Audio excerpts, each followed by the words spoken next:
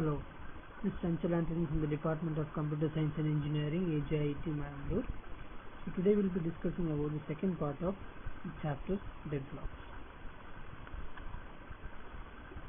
So in the previous session we have studied what is a deadlock and what are the causes for deadlock, what are the necessary conditions for deadlock, and above all this we have also gone through how to characterize what are the different deadlock characterizations and how to avoid deadlock, how to prevent deadlock. So we have already done with the concept of deadlock prevention. So now we are starting with deadlock avoidance. So in deadlock avoidance, in the previous section also we have completed what do you mean by safe state and also the resource allocation graph algorithm. So as I told you, just once again give a recap regarding what is deadlock avoidance. Deadlock avoidance requires that the operating system be given with the advanced additional information concerning which resources a process will request and use during its entire lifetime of execution. Okay, so now when we deal with such kind of concepts, we need to be clear enough what should be the resources and which are all the resources we need to prerequisite it with each process that is before it starts executing. Now, what do you mean by safe state? A safe state is a state within a system. Okay, we call it as a safe state if the system can allocate the resource to each process in some order and still avoid deadlock. That indicates what? A system is in a safe state only if there exists a safe sequence. That means whichever way we execute the entire set of process, the system does not enter into a dead state. Okay. Now, if the system is always in a safe state, we can make sure that there is no deadlock, and if the system enters into an unsafe state, we can say that, or we may say that the system is not in a safe state, or system may enter into deadlock state. Okay. Now, in order to have the representation of this, if we have only a single instance of each resource type, okay, we use something called as a resource allocation graph algorithm. So here, as I told you, in a resource allocation graph algorithm, we represent the resources, the instance of resources in the process. Above all, we also represent the edges. Okay. Now, when you represent the edges, as I told you, there are two important edges. Now, in this resource allocation graph, we also add one more edge. Okay. Now, what are the two edges there? We use something called as a request edge, and we also have something called as a allocation edge. Okay. Sorry, we also call it as an assignment edge. We have something called as a request edge and assignment edge, and here in this resource allocation graph, we use something called as a claim edge. Okay.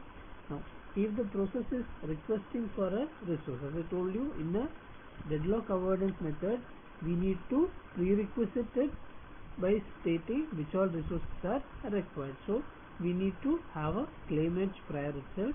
Now, when the request has been done, the claim edge is converted to request edge, and when the request is allocated to the process, the request edge is converted to assignment edge. Okay, and once the process finishes its execution, releases the resource, the assignment edge is again converted back to the claim edge. So this is regarding resource allocation graph algorithm. So next we will move on to what do you mean by Banker's algorithm. So here, when we have multiple instances, okay, normally what happens is resource allocation graph algorithm is not applicable for multiple instances. It is mainly used for a single instance. So now when we go with the concept of multiple instance of each resource type, we require something called as a Banker's algorithm. Okay. So in the Banker's algorithm, what we do, as I told you, each process must send a prior claim regarding the maximum usage of which all resources it requires, and when a process requests a resource, it may have to wait because it might be used by some other process. And when a process gets all its resources, it must return them in a finite amount of time. That means after the execution, we will have to end it up. Okay, we will have to stop the execution and release the resources. So that is what I told you. Whenever new process enters the system, it must declare the maximum number of instances of each resource type it may need. Okay. So next we will move on to Banker's algorithm. So first my request is, before we start with the problem, see, one thing you need to understand here is this problem is a sure problem in every exam they have asked. Explain Banker's algorithm. So if it is theory question, they ask Banker's algorithm, and if it is a problem, they surely go with the concept of Banker's algorithm problem. So here we are dividing Banker's algorithm into two parts, so that we'll see what are things we need to, or how we are trying to differentiate it. But before you start solving the problem, kindly write down the algorithm in a sheet so that you can compare it, and according to the algorithm you can solve the problem. So once we have the algorithm, it is easy for us to do the problem. Okay, now before we start with the Banker's algorithm, let us see what all we require to move on with the entire solving of the problem. Okay, what all data structures are required? First step, we require four entities like available, max, allocation and need. Is it clear? So as I told you, in Banker's algorithm we are having a prerequisite request we are giving, indicating that which all resource we require. Now what do you mean by available? So available is nothing but it's a vector of length m, and if available of j is equal to k, that indicates that there are k instances of resource type rj available. Okay, so we are specifying how many instances of resources are available. Next one, max. So what do you mean by max?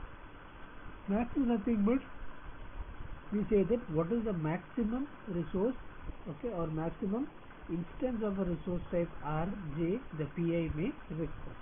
Okay, this is of a pattern n into m matrix. Next one, allocation. Allocation indicates if there are k instance of resource rj, then we say that so many number of resources have been allocated, or so many number of instances of a resource have been allocated to certain process. That is nothing but allocation.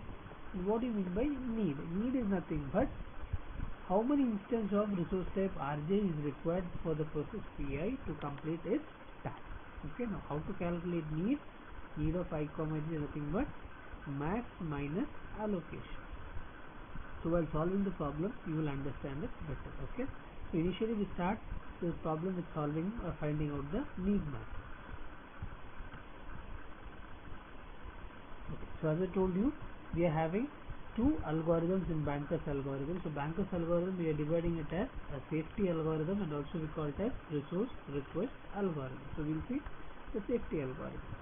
So in the safety algorithm, so initially we are initializing the work. Okay, work is nothing but what, okay, we are just initializing, or we are using a terminology called as work to sorry, to specify that it's okay, we are taking it as a vector length m and n just to find out whether what is available, because later we may need to change the available. So initially we will consider work is equal to available. So now before moving on to this safety algorithm, just look at the safety algorithm. So next we will move on to how the problems are asked and how we need to solve it. So initially what we do, the available will be given, so we initialize the available value to work.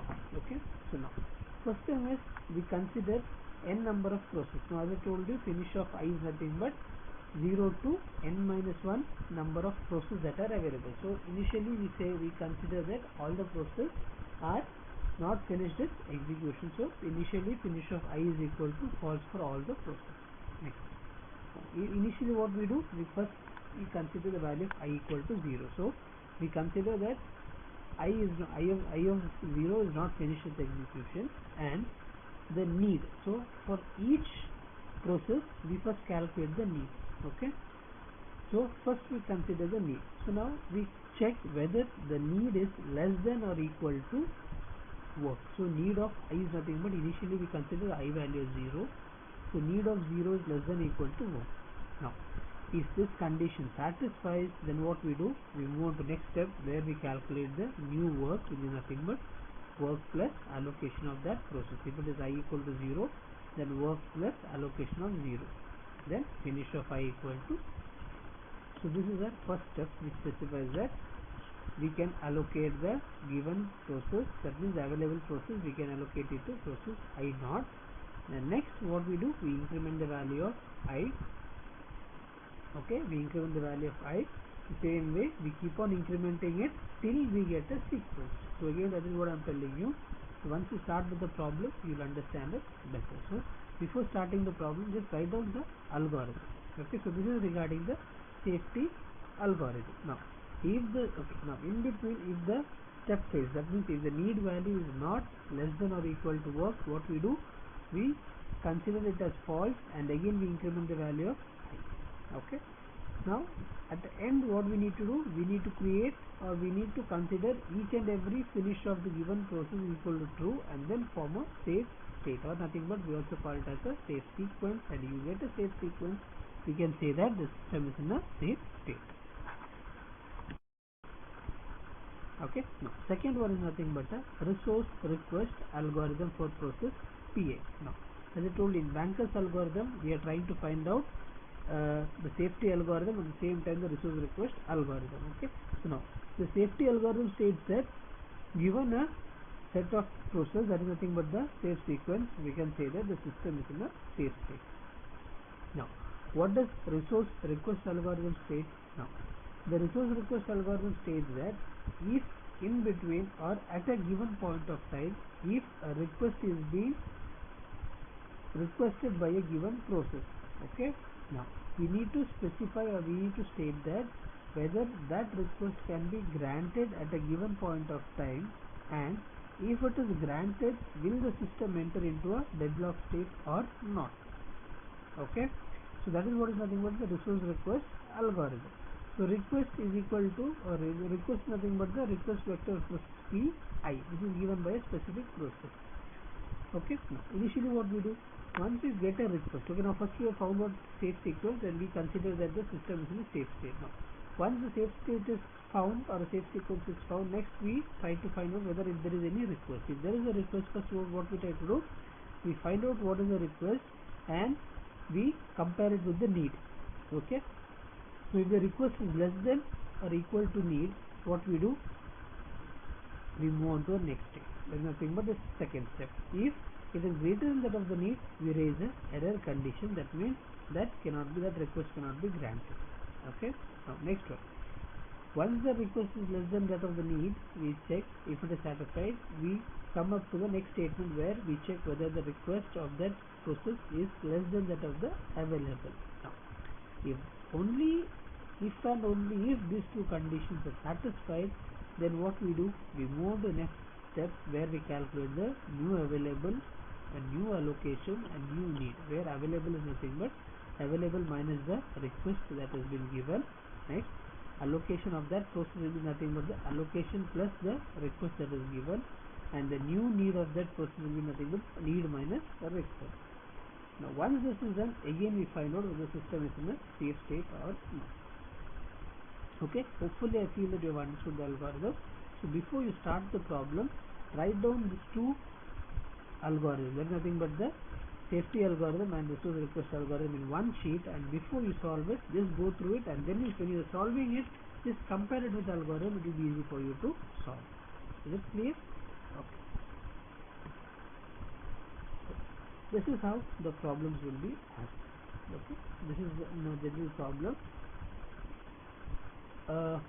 In a Banker's algorithm, this is an example for Banker's algorithm. So initially we have got 5 process P0 to P4, P0, P1, P2, P3, or else generally they ask P1, P2, P3, P4, and we have got 3 resource type, where resource A has got 10 instance, resource B has got 5 instance, and resource C has got 7 instance. Now sometimes what will happen is, you see something called as a snapshot at time T0 that is given S. That is what the problem they give, and they may not give you how many instances are there for each resource type. One way is, when they specify the problem, they will prior itself give you what are the instances. Okay, and one thing you need to make sure is the instance will always be greater than 1. Okay, it will have more than one instance if you are using the concept of Banker's algorithm. Okay, next, what you need to do here is, once the snapshot is given, if the instance is not given, the simple way to calculate the instance is nothing but the allocation plus the available. Now for example, instance A, you can see here For P0 instance resource A has got 0, for P1 it is 2, for P2 it is 3, for P3 it is 2, and P4 it is 0. So 2 plus 3 plus 3 is 7, plus the available 3 is 10. Okay, so instance of A is 10. Next for B, 1 plus instance, just the allocation of B. For P0 it is 1, P1 it is 0, P2 it is 0, P3 it is 1, and P4 it is 0. So 1 plus 1, 2, plus the available of B is 3. So 3 plus 2 is 5. So instance of B is 5. Next for C, it is 2 plus 1 plus 2, 5 plus 2, it is 7. Okay. So if the number of resources are not given, you need to be careful. That is one thing. Now, sometimes what they do, they give you the allocation, they'll give you the instance, available won't be given. In such case, kindly do not consider the instance of each resource as an available. So you need to find out what is the sum of the allocation and what are the number of instances, subtract the instances from the allocation. So if it is if the available is not given, what they'll do, they'll give you the allocation and they'll give you the instance of a resource type. So how you need to calculate? 3 plus 2, 2 plus 2, that means nothing but 5 plus 2, 7. So 10 minus 7 is 3. So the available for A is 3. Same way, the instance of B is 5. 5 minus, what are the other instances that are given the allocation? 1 and 1, there is nothing but 2. So 5 minus 2 is 3. Next one, the instance for C is 7 and allocation of C is 2 plus 2, 5 plus 2, sorry 4, 5, 2 plus 2, 4 plus 1, 5. So 7 minus 5 is 2. Okay, so this is how you calculate the available. So you need to be really careful while you read the problem. Okay, so this is how the problem will be given. Now once the problem is given, first thing, as I told you, there are two steps that they need to, there are two parts. Okay, that we'll see in the next slide. So this is how the problems will be given. So consider the following snapshot of a system, considering the allocation, the max and available for each process P0, P1, P2, P3 and P4. Okay, now, so I told you two parts are there. So using Banker's algorithm, calculate the first one, the content of a need matrix. Second one, is the system in a safe state. So this is part 1. So this is regarding the initial safety algorithm. Okay, so now first what we need to do, as I told you, they have told you calculate the content of the need matrix. So regarding the resource type and instances, hopefully I think you have understood. So now how to calculate the need matrix? Need matrix is nothing but max minus allocation. So what is the max for P0?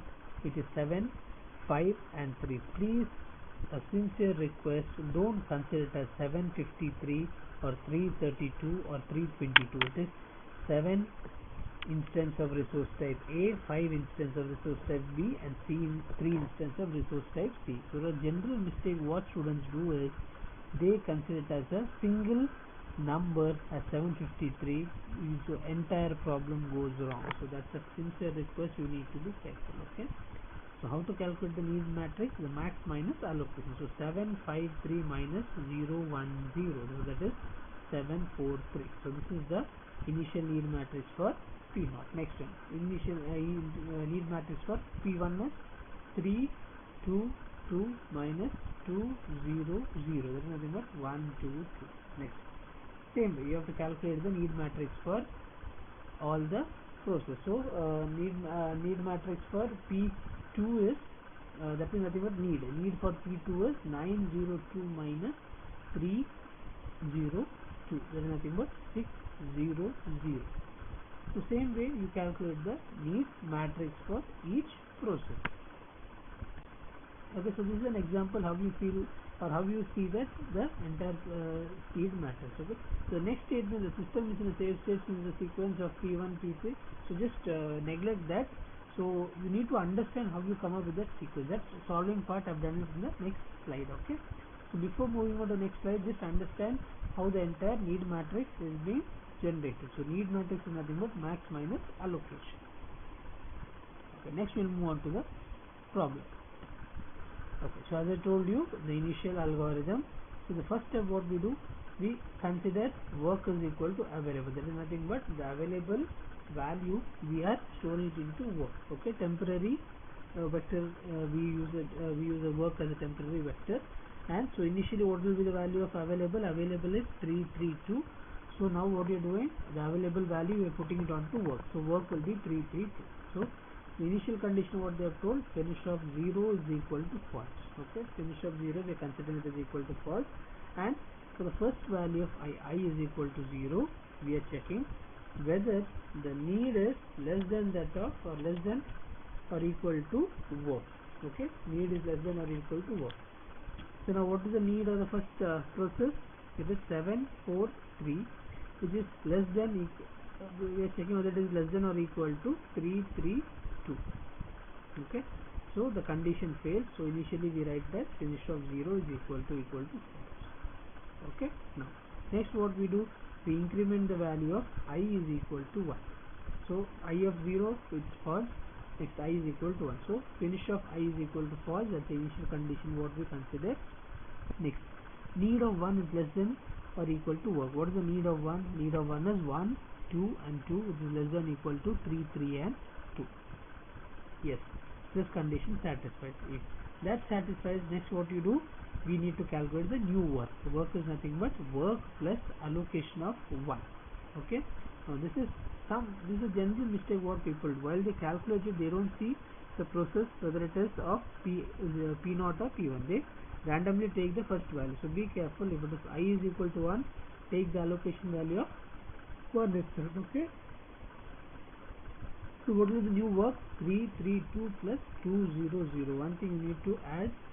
So while you add it, be careful. So it is 5, 3 and 2. Okay. So again I am telling you, if you are adding it, don't consider it as single 3-digit number. It is a single digit of 3 different entities. Okay, so we have calculated our new work. So the first process is completed execution. So finish of 1 is equal to 2. Now why I have put a rectangle and a circle covering the process is just to keep track of the safe sequence. Now once I put once I circle the process, that states that is the process that has completed, and that's where my safe sequence starts. So the first process is P1. Okay, next one. So I of 1 is equal to I is equal to 1 is over. Next, increment the value of I is equal to 2. So finish of 2 is equal to false. So need of 2 is less than equal to work. So what is the need of 2? It is nothing but 600. So 600 is less than equal to 532. So this is also false. So finish of 2 is equal to false. Now, just one more simple clarification I want to do there is, if any one instance of a resource is not satisfying the condition, that is nothing but need of 2 is less than equal to work in that. Now I'll just consider one thing. Here it is 600. Okay, sorry, 6, 0 and 4. Okay, we just consider the need of 2 is 6, 0 and 4. Now for example, if the work is 6, 0 and 6, 2 and 3. Okay, 6, 2 and 3. You may feel that 6, 0 and 4 is less than that of 6, 2 and 3. My dear students, one thing you need to keep in mind is each and every instance is what we are calculating. So 6 and 6 is fine, 2 and 2 is also fine. Okay, 2 and 0 is also fine. Next, 3 and 4. So 3 is less than that of 4. Only if that condition is satisfied, only we can go ahead. Otherwise, it's not possible. Okay. So that is a simple example what I have told. Now here what is happening? 6 is greater than 5. Okay. That one condition it fails. But 3 and 2, as I told you, check the other two instance. 3 and 2 is possible, but 6 is greater than 5. So that condition also fails. So finish of 2 is equal to false. Now we increment the value of I equal to 3. So for I is equal to 3, finish of 3 is equal to false, initial condition. Now we need to see the need of 3. What's the need of 3? Need of 3 is 0, 1 and 1. Okay, so 0, 1, 1 is less than equal to 5, 3 and 2. So this condition satisfies. So next we calculate a new work. Work is equal to work plus allocation of 3. So that is nothing but 5, 3, 2 plus 2, 1, 1. That is nothing but 7, 4 and 3. So finish of 3 is equal to true. So this is the second process that is completed. So the sequence is started with P1 and P3. So always in the exam, please try to write it in this pattern where you round it or do some identification of the process which has completed its execution in order to keep track of the right proper sequence. Next, after I is equal to 3, we increment the value of I is equal to 4. So finish of 4 is equal to false, initial condition. So need of 4. Next, what we check for need of 4 is less than equal to what? So need of 4 is 4, 3 and 1, which is less than equal to 7, 4 and 3. So 4 is less than 7, 3 is less than 4 and 1 is less than 3. Okay. So less than or equal to. Okay. So that condition is satisfied. Next, work is equal to work plus allocation of 4. 7, 4, 3 plus 0, 0, 2. Nothing but 7, 4, 5. So finish of 4 is equal to 2. So P of 4 is done. So now you will have a doubt. So only 3 processes completed its execution, 2 are pending. So initially what we do, we finish one sequence of execution, then again we go back to the previous process. Okay, so previous was again after 3, 4, again we get back the value of I is equal to 0. So that is the P naught. So again we get back P naught. So finish of 0 is equal to false. So need of 0 is less than equal to work. So need of, okay, just look at this example. Need of 0 is how much? 7, 4 and 3 is less than equal to 7, 4 and 5. So 7 and 7 is okay, 4 and 4 is okay, 3 is less than or equal to 5. So this condition satisfied. In such case, work is equal to work plus allocation of 0, 7, 4, 5 plus 0, 1, 0. It is nothing but 7, 5, 5. So finish of 0 is equal to 2. So that is the next process. Next one. I is equal to 1. So I is equal to 1. When it encounters I is equal to 1, it checks whether finish of I is equal to false. No, this condition does not satisfy, because finish of 1 is already equal to true. So next it will increment the value of I is equal to 2. So finish of 2 is equal to false. There is the initial condition. So need of 2 is less than or equal to work. So need of 2 is 600 is less than or equal to 755. So work is equal to work plus allocation of 2. So 755 plus 302. So since your request, it is not 1057, it is 10, 5 and 7. So 7 plus 3 is 10, 5 plus 0 is 0 and 5 plus 2 is 7. Okay, so this is one thing you need to be careful while writing. So finish of 2 is equal to 2. Okay, next. Once this is done, we will verify that all the 5 processes completed its execution. So the system is in a safe state with the safe sequence P1, P3, P4, P0, P2. Okay, this is a very important conclusion. If this problem carries 7 marks, 1 or 2 marks is given for conclusion, because we are not calculating the finished state, we are calculating the safe state and the safe sequence. This is very important. Okay. So we have understood the basic safety algorithm. So now we will move on to the second part of the Banker's algorithm. So any doubt you have in this, just message me or mail me, whatever you can do. You can just ping me personally and you can ask. If you want, I'll do one more video regarding. Okay, now the second part is, suppose now the process P1 requests one additional instance of resource type A and 2 instance of resource type C. Okay. Now, if this is done, whether request can be granted immediately. So that is the doubt. Okay, whether the request can be granted immediately. So how you write the request as 1, 0 and 2, because A is requesting for an instance, or one is A is being P1 will request for one additional instance of resource type A and 2 instances of resource type C. So 1, 0, 2 by P1. Okay, now we move on to the next one, resource request algorithm. So resource request algorithm, now first thing what you do, you check whether the request that has been sent by process P1 is less than that of the need. So what was the request? 1, 0, 2, and what was the previous need for process in the previous table? What was the need? Need was 1, 2, 2. So that condition satisfied. So once that condition satisfies, what you do? You check the next condition. The request of P1 is less than that of available. So what was available? Available was 3, 3 and 2. So 1, 0, 2 is less than or equal to 3, 3 and 2. So that condition also satisfies. Okay. Next one.